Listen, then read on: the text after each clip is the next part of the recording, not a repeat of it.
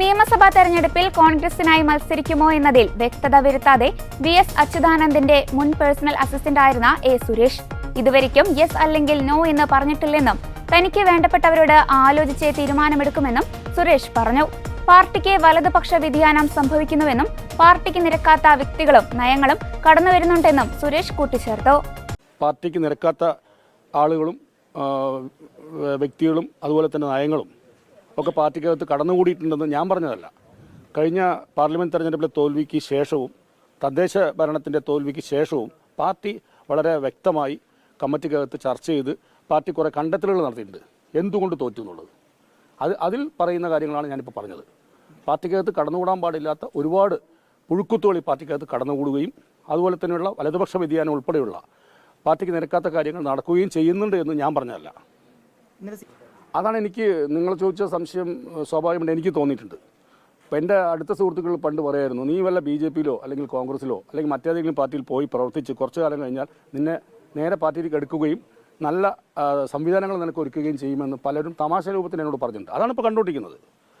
പല സ്ഥലത്തും പല പാർട്ടിയിൽ നിന്ന് വരുന്ന ആളുകളെ അക്കോമഡേറ്റ് ചെയ്യുന്നത് നല്ലതാണത്. നമ്മൾ പാർട്ടിയെ ശക്തിപ്പെടുത്താനാണ് പ്രവർത്തിക്കുന്നത്. അപ്പോൾ ഇതിനകത്ത് പ്രവർത്തിക്കുന്ന ആളുകൾക്ക് സ്പേസ് ഉണ്ടാവണം എന്നാണ് എന്നെപ്പോലുള്ള ആയിരക്കണക്കിന് ആളുകൾ വിചാരിക്കുന്നത്. ഞാൻ മാത്രമല്ല, ഒരുപാട് കാസർഗോഡ് മുതൽ തിരുവനന്തപുരം വരെ ബലിയാടുകളായിട്ടുള്ള വിഭാഗീയതയുടെ പേരിൽ ബലിയാടുകളായിട്ടുള്ള ഒരുപാട് ആളുകൾ ജീവിതം നഷ്ടപ്പെട്ടിരിക്കുന്നുണ്ട്. അവരുടെ ശബ്ദമാണ് ഞാൻ പറഞ്ഞത്. ഇല്ല, ഞാൻ നോന്നും പറഞ്ഞിട്ടില്ല എസ്സും പറഞ്ഞിട്ടില്ല. അവരെന്നോട് സംസാരിച്ചു, വളരെ അനുഭവപൂർവ്വമായി സംസാരിച്ചത്, വളരെ റെസ്പെക്റ്റ്ഫുൾ ആയിട്ടാണ് എന്നോട് സംസാരിച്ചത്, എന്നെ അംഗീകരിച്ചുകൊണ്ടാണ് സംസാരിച്ചത്. ഞാൻ അവരോട് നോന്നും പറഞ്ഞിട്ടില്ല എസ്സും പറഞ്ഞിട്ടില്ല. ഞാൻ ആലോചിക്കണം, എനിക്കിത് അല്ല, ഇതൊരു തീരുമാനം എടുക്കുന്നത് ചെറിയൊരു ദോശ ചുട്ടെടുക്കുന്നത് പോലെ തീരുമാനങ്ങളല്ലല്ലോ. ആളുകളുടെ വ്യക്തിത്വത്തെയും അതുപോലെ തന്നെ നയത്തെയും ഒക്കെ ബാധിക്കുന്ന വിഷയങ്ങളാണ്. അതുകൊണ്ട് എനിക്ക് വളരെ വേണ്ടപ്പെട്ട, എന്നെ സ്നേഹിക്കുന്ന, പാർട്ടിക്കകത്തും പാർട്ടിക്ക് പുറത്തുള്ള ആളുകളായിട്ട് വളരെ ആഴത്തിൽ ആലോചിക്കാനുണ്ട്. അല്ല, അങ്ങനെ ചോദിച്ചാൽ എനിക്ക് വ്യക്തതയില്ല. എന്തായാലും അല്ല, അത് ഞാൻ പറഞ്ഞല്ലോ, ഞാൻ ആലോചിച്ചുകൊണ്ടിരിക്കുകയാണ് അത്തരം കാര്യങ്ങൾ. അവർ കുറേ കാര്യങ്ങൾ എന്നോട് സൂചിപ്പിച്ചിരുന്നു. ഇത് മാത്രമല്ല, നിങ്ങൾ ഈ പറഞ്ഞ തെരഞ്ഞെടുപ്പ് വിഷയം മാത്രമല്ല, പല കാര്യങ്ങളും അവരോട് ഞാൻ സംസാരിച്ചു, അവരെന്നോട് സംസാരിച്ചു. അതിനൊക്കെ ഞാനൊരു ആലോചിച്ച് പറയാമെന്നുള്ള മറുപടിയാണ് ഞാൻ പറഞ്ഞത്. ഹൈപ്പോത്തിക്കലാണല്ലോ അത്, ആവുകയാണെങ്കിൽ എന്നുള്ളതല്ലേ. നമുക്ക് ആലോചിക്കാം. ഞാനിപ്പോൾ എന്തായാലും ഒരു തീരുമാനം അറിയിച്ചിട്ടില്ല. അറിയിക്കാൻ ഇപ്പോൾ ഇന്ന് ഞാൻ തയ്യാറല്ല. എന്തായാലും എനിക്ക് കുറച്ച് ആലോചിക്കാം. അല്ല, മെമ്പർഷിപ്പ് എന്നുള്ളത് ഇപ്പോൾ ഞാൻ പറഞ്ഞപ്പോൾ എന്താ വെച്ചാൽ, അംഗത്വം ഒരു കമ്മ്യൂണിസ്റ്റുകാരനെ സംബന്ധിച്ച് അംഗത്വം ഇല്ലെങ്കിലും പ്രവർത്തിക്കാം, അനുഭാവിയായി പ്രവർത്തിക്കുന്നതുകൊണ്ട് ഒരു കുഴപ്പമില്ല. പക്ഷെ എന്നെ പുറത്താക്കിയത് എന്തിനാണെന്നുള്ളത് എനിക്ക് മനസ്സിലായിട്ടില്ല. എൻ്റേതല്ലാത്ത കാരണം കൊണ്ട് എന്നെ പുറത്താക്കിയതാണ്. അതെനിക്ക് നല്ല വിശ്വാസം ഉണ്ട് അക്കാര്യത്തിൽ. ഞാൻ എന്താണ് ഇനി തിരുത്തേണ്ടത്? ഈ 12 വർഷം ഞാൻ എന്താണ് തിരുത്തേണ്ടത്? എൻ്റെ ഭാഗത്ത് നിങ്ങൾക്കറിയാം, പാലക്കാട് ജില്ലയിൽ തന്നെ പാർട്ടി സംസ്ഥാന സെക്രട്ടറിയെ പൊതുയോഗത്തിൽ വെച്ചിട്ട് പറയാൻ പാടില്ലാത്ത വാചകങ്ങൾ പറഞ്ഞു. ഞാൻ ഈ വാക്ക് പറയുന്നില്ല. അവരൊക്കെ പാർട്ടി ജില്ലാ കമ്മിറ്റിയിലാണ്. പാർട്ടിക്കെതിരെ വിമത കൺവെൻഷൻ നടത്തി, പഞ്ചായത്തുകൾ തോറും വിമത കൺവെൻഷൻ നടത്തി അവർ ജില്ലാ കമ്മിറ്റിയിലുണ്ട്. ഈ കഴിഞ്ഞ 7-8 മാസം മുമ്പ് ഉപതെരഞ്ഞെടുപ്പ് സമയത്ത്, ഒരു കൊല്ലം മുമ്പ്, പാർട്ടി ജില്ലാ സെക്രട്ടറി വർഗീയവാദി എന്ന് പറഞ്ഞ് ആക്ഷേപിച്ച് പുറത്തുപോയ ആൾ ഏരിയ കമ്മിറ്റിയിലുണ്ട്. ഇത് പാലക്കാട് ജില്ലയിൽ ഈ അടുത്ത കാലത്ത് നടന്ന സംഭവങ്ങളാണ് ഞാൻ പറയുന്നത്. ഞാൻ അങ്ങനെ എന്തെങ്കിലും ചെയ്തതായിട്ട് നിങ്ങളുടെ അറിവിലുണ്ടോ? ഇല്ല, പാർട്ടി നേതാക്കളാരും എന്നെ ബന്ധപ്പെട്ടിട്ടില്ല, വിളിച്ചിട്ടില്ല. അനുഭാവികളായിട്ടുള്ള ഒരുപാട് ആളുകൾ, എന്നെ അറിയുന്ന ആളുകൾ പല സ്ഥലത്തുനിന്നും വിളിച്ചിട്ടുണ്ട്. വിളിച്ച 70-80% ആളുകളും പോസിറ്റീവായിട്ട് എന്നോട് പ്രതികരിച്ചത്. ബാക്കി ചില ആളുകൾ ആശങ്ക പ്രകടിപ്പിച്ചു.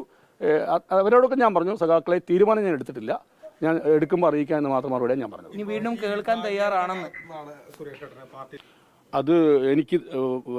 അതിനെക്കുറിച്ച് ഞാൻ ആലോചിച്ചുകൊണ്ടിരിക്കുകയാണ്. എന്തുകൊണ്ടാണ് പുറത്ത് നിർത്തിയിരിക്കുന്നത്? ഞാൻ വ്യക്തമായിട്ട് ഫേസ്ബുക്കിൽ പോസ്റ്റ് പറഞ്ഞിട്ടുണ്ട്. ഈ കേൾക്കാൻ തയ്യാറാണെങ്കിൽ വീണ്ടും പാർട്ടിക്ക് മുന്നിലെത്തും. അല്ല, ഞാനങ്ങനെ ഒരു ഉപാധി വെക്കുകയോ അല്ലെങ്കിൽ ഒരു ബ്ലാക്ക് മെയിലിംഗ് അല്ലെങ്കിൽ അത്തരത്തിലൊരു സംഗതിയൊന്നും ഞാൻ പറഞ്ഞിട്ടില്ല.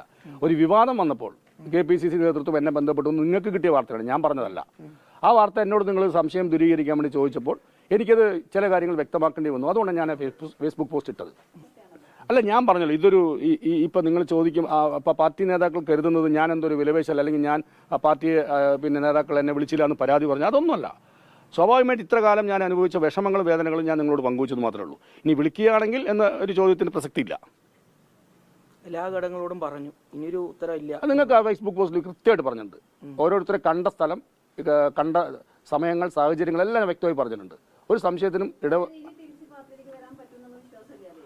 അല്ല, എനിക്ക് മനസ്സുകൊണ്ട് വല്ലാതെ വിഷമത്തിലാണ് ഞാൻ നിൽക്കുന്നത്. ഈ അംഗത്വം എന്നെ സംബന്ധിച്ചൊരു ഞാൻ എന്തിന് പുറത്തുപോയെന്ന് എനിക്കിപ്പോഴും വ്യക്തമായിട്ടില്ല. എനിക്ക് മാത്രമല്ല, പലർക്കും എന്തുകൊണ്ട് സുരേഷ് പുറത്താക്കി എന്നുള്ളൊരു വ്യക്തതയില്ല.